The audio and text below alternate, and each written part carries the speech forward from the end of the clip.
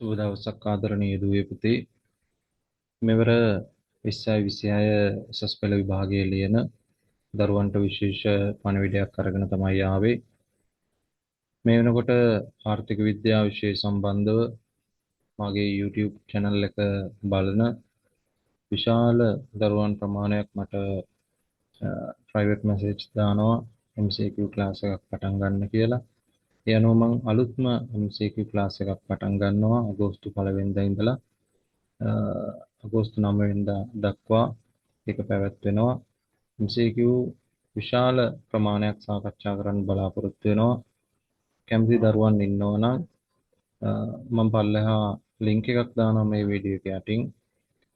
ඒ link එක හරහා සම්බන්ධ වෙලා කැමති දරුවන්ට මගේ MCQ paper class එකට සම්බන්ධ වෙන්න හැකියාව තියෙනවා.